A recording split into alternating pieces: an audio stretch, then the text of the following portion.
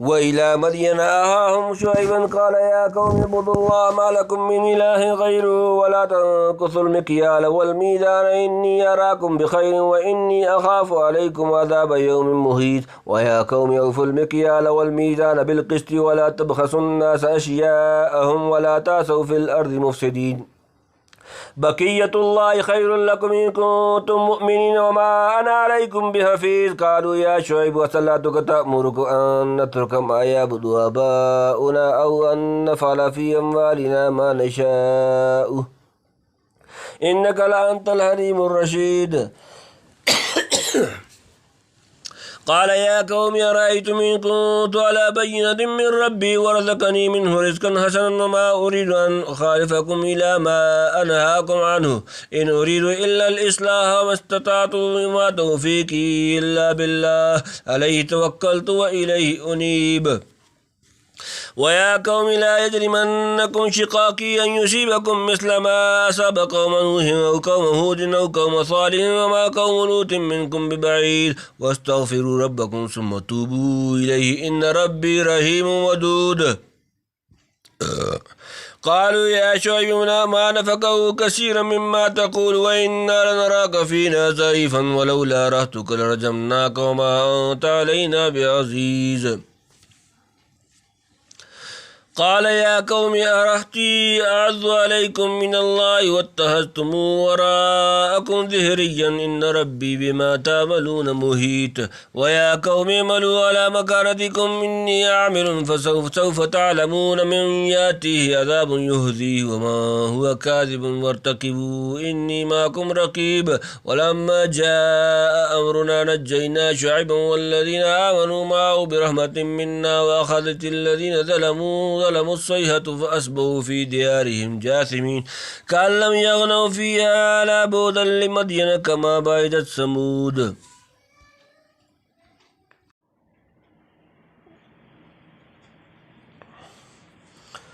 وإلى مدين أخاهم شعيبا قال يا قوم اعبدوا الله ما لكم من إله غيره ولا تنقصوا المكيال والميزان إني أراكم بخير وإني أخاف عليكم عذاب يوم محيط اور إلى مدین کی طرف اخاہم ان کا بھائی شعیب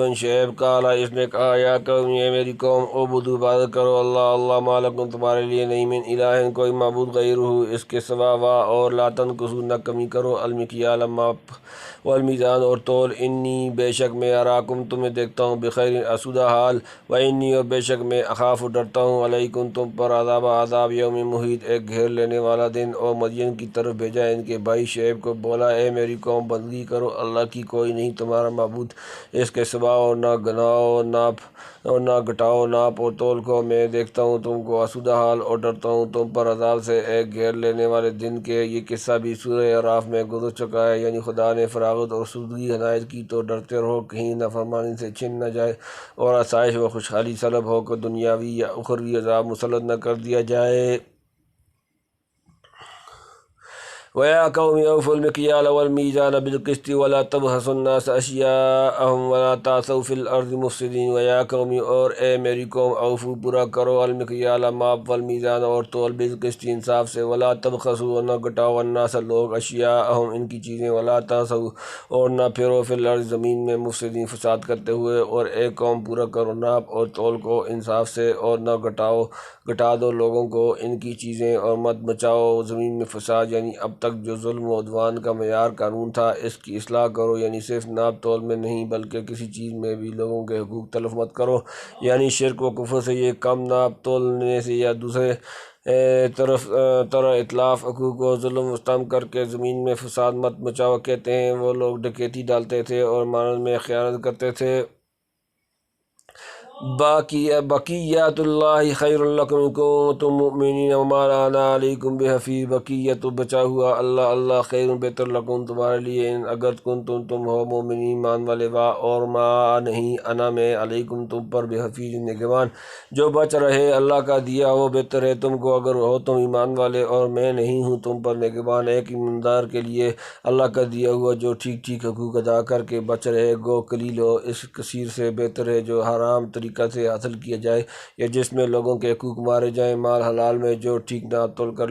دیا جائے، فی الحال برکت ہوتی ہے اور خدا کے یہاں اجر ملتا ہے۔ یعنی میں نے تم کو نصیحت کر دی، اگر اس کا ذمہ دار نہیں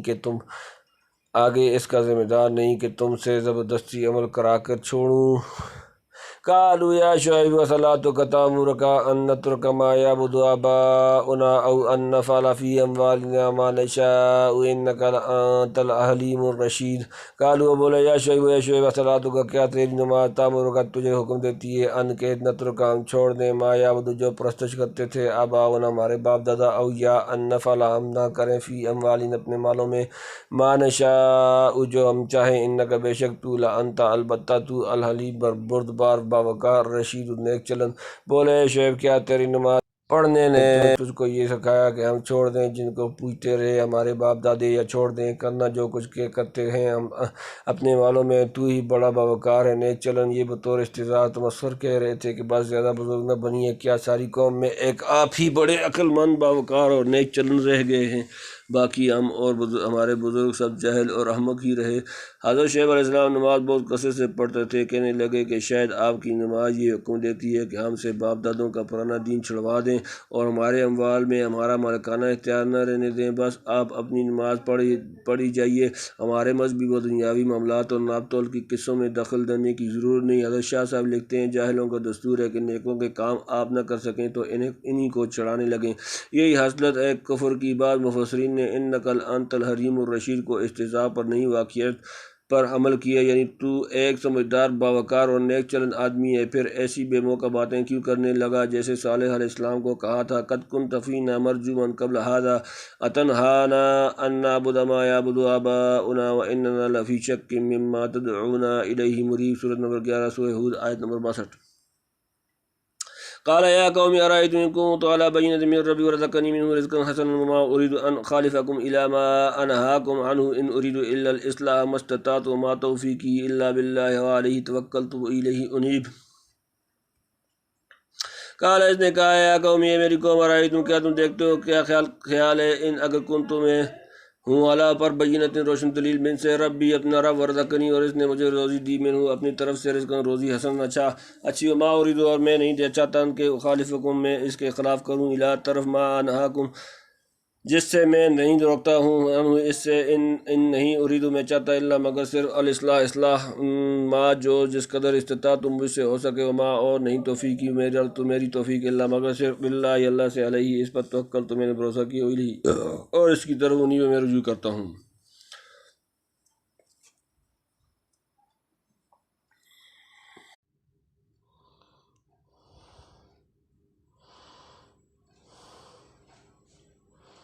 بولا اے قوم دیکھو تو اگر مجھ کو سمجھ آ گئی اپنے رب کی طرف سے اور اس نے روزی دی مجھ کو نیک روزی، اور میں یہ نہیں چاہتا کہ بات کو خود کروں اور وہ کام جو تم سے چھڑاؤں، میں تو چاہتا ہوں سنوارنا جہاں تک ہو سکے اور بن آنا ہے اللہ کی مدد سے، اسی پر میں نے بھروسہ کیا ہے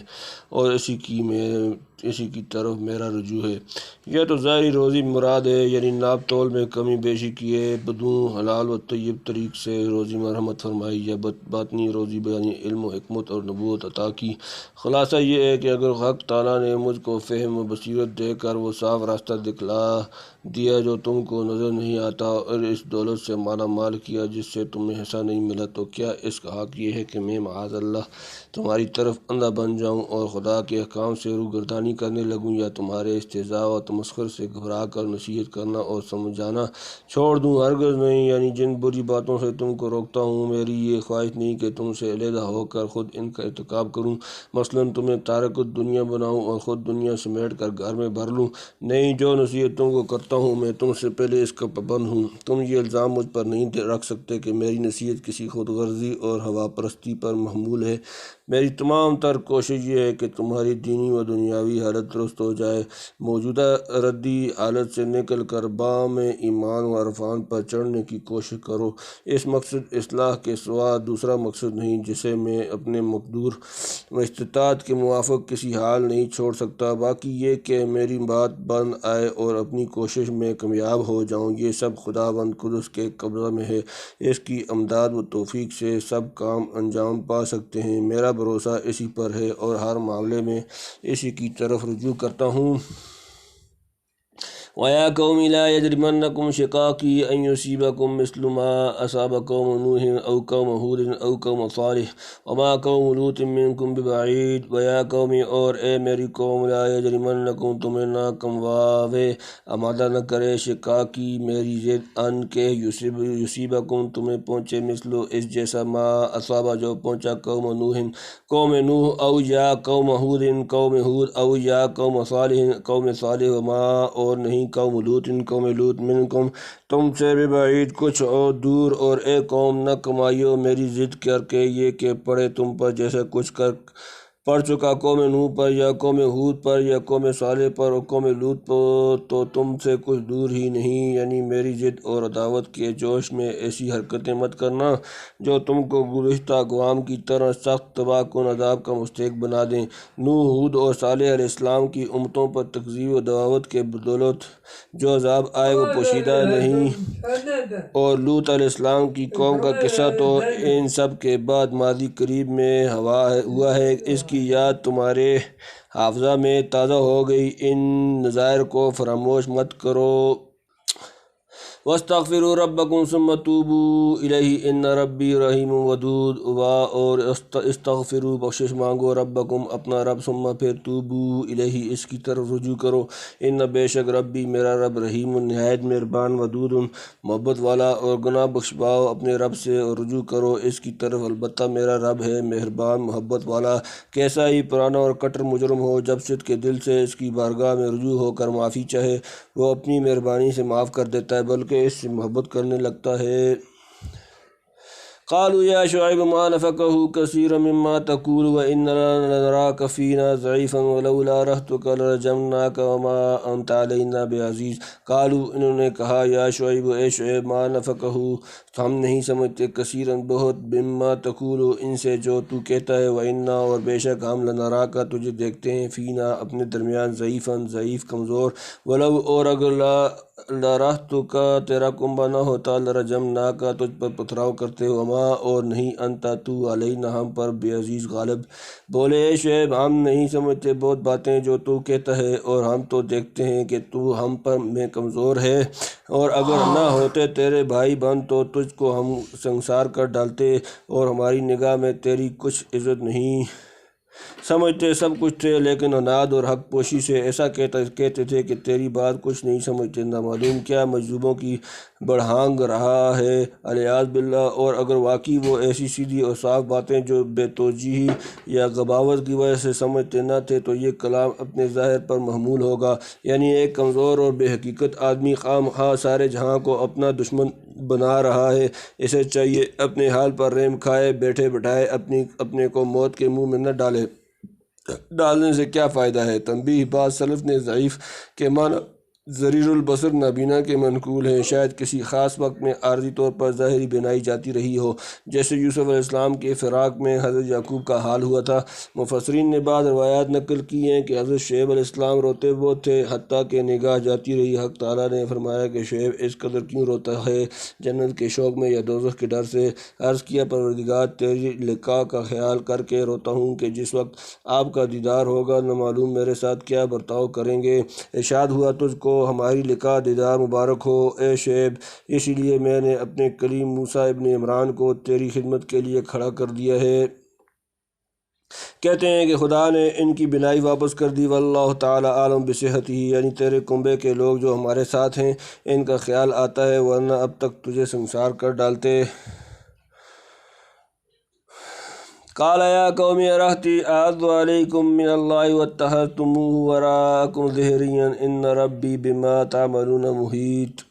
قال اس نے کہا، یا قومی اے میری قوم، ارہطی کیا میرا کنبہ، اعز زیادہ زور والا، علیکم تم پر، من سے اللہ واتخذتموہ اور تم نے اسے لیا ڈال رکھا، وراءکم اپنے سے پرے، ظہریا پیٹھ پیچھے، ان بے شک ربی میرا رب، بما تعملون اسے جو تم کرتے ہو، محیط تم احاطہ کیے ہوئے۔ بولا اے قوم کیا میرے بھائی بہنوں کا دباؤ تم پر زیادہ ہے اللہ سے، اور اس کو ڈال رکھا تم نے پیٹھ پیچھے بھلا کر، تحقیق میرے رب کے قابو میں ہے جو کچھ کرتے ہو۔ یعنی افسوس اور تعجب ہے کہ خاندان کی وجہ سے میری رعایت کرتے ہو، اس وجہ سے نہیں کرتے کہ میں خدا کا بھیجا ہوا ہوں اور صاف و صریح نشانات اپنی سچائی کے دکھلا رہا ہوں۔ گویا تمہاری نگاہ میں میرے خاندان کی عزت اور اس کا دباؤ خداوند قدس سے زیادہ ہے۔ خدا کی عظمت و جلال کو ایسا بھلا دیا کہ کبھی تمہیں تصور بھی نہیں آتا۔ جو قوم خدا تعالیٰ کو بھلا کر معاذ اللہ پس پش ڈال دے، اسے یاد رکھنا چاہیے کہ اس کے تمام افعال و اعمال خدا تعالیٰ کے علم و قدرت کے احاطہ میں ہیں۔ تم کوئی کام کرو اور کسی حالت میں ہو، ایک آن کے لیے بھی اس کے قابو سے باہر نہیں۔ وَيَا قَوْمِ اعْمَلُوا عَلَىٰ مَكَانَتِكُمْ إِنِّي عَامِلٌ فَسَوْفَ تَعْلَمُونَ مَن يَأْتِيهِ عَذَابٌ يُخْزِيهِ مَنْ هُوَ كَاذِبٌ وَارْتَقِبُوا إِنِّي مَعَكُمْ رَقِيبٌ۔ وَيَا قَوْمِ اے میری قوم، اعْمَلُوا تم کام کرتے ہو، عَلَىٰ پر مکانتکم اپنی جگہ، انی بے شک میں عامل کام کرتا ہوں، سوف جلد تعلمون تم جان لو گے، من کون کس یاتی ہی اس پر آتا ہے، عذاب یخزیہ اس کو رسوا کر دے گا، ومن اور کون ہوا وہ کاذب جھوٹا، وارتقبوا اور تم انتظار کو کرو، انی میں بے شک معکم تمہارے ساتھ، رقیب انتظار۔ اور اے میری قوم کام کیے جاؤ، اپنی جگہ میں بھی کام کرتا ہوں، آگے معلوم کر لو گے کس پر آتا ہے عذاب رسوا کرنے والا اور کون ہے جھوٹا، اور تاکتے رہو میں بھی تمہارے ساتھ تاک رہا ہوں۔ یعنی اچھا تم اپنی ضد اور ہر درمی پر جمے رہو، میں خدا کی توفیق سے راہ ہدایت پر ثابت قدم ہوں۔ عنقریب پتہ چل جائے گا کہ ہم میں کس کو خدا کا عذاب فضیحت کرتا ہے اور کون جھوٹا ثابت ہوتا ہے۔ اب ہم اور تم دونوں آسمانی فیصلہ کا انتظار کرتے ہیں۔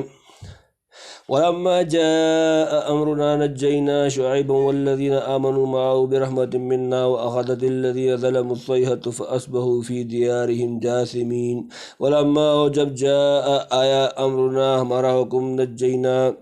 ہم نے بچا لیا، شعیب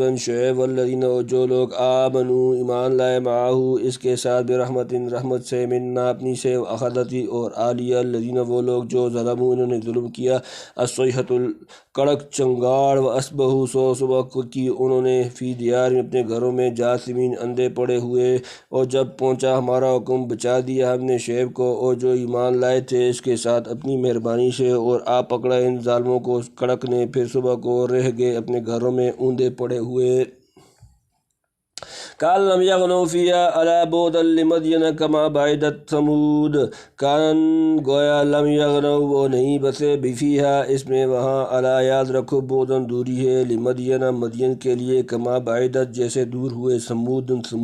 گویا کبھی وہاں بسے ہی نہ تھے۔ سن لو پھٹکار مدین کو جیسے پھٹکار ہوئی تھی سمود کو۔ یہاں قوم شعیب کا کڑک فرشتے کی چیخ سے ہلاک ہونا مذکور ہے، اور اعراف میں رجفہ کا لفظ آیا ہے، یعنی زلزلہ سے ہلاک ہوئے، اور سورہ شعراء میں عذاب یوم ذلہ آیا ہے، جس کا مطلب یہ ہے کہ عذاب کے بادل صاحبان کی طرح ان پر محیط ہو گئے۔ ابن کثیر لکھتے ہیں کہ یہ تینوں قسم کے عذاب اس قوم کے حق میں جمع کر دیے گئے تھے۔ پھر ہر صورت میں وہاں کے سیاق کے مناسب عذاب کا ذکر کیا گیا۔ اعراف میں تھا کہ ان لوگوں نے شعیب سے کہا کہ ہم تم کو اور تمہارے ساتھیوں کو اپنی سرزمین سے نکال دیں گے۔ وہاں بتلا دیا کہ جس زمین سے نکالنا چاہتے تھے اسی کے زلزلے سے ہلاک ہوئے۔ یہاں ان کے سخت گستاخانہ مقالات کا ذکر تھا، اس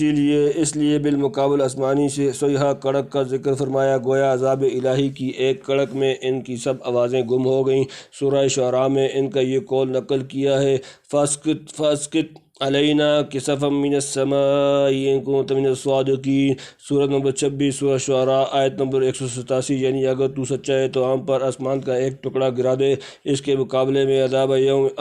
یوم الذلہ کا تذکرہ فرمایا، یعنی دونوں صیحہ سے ہلاک ہوئے۔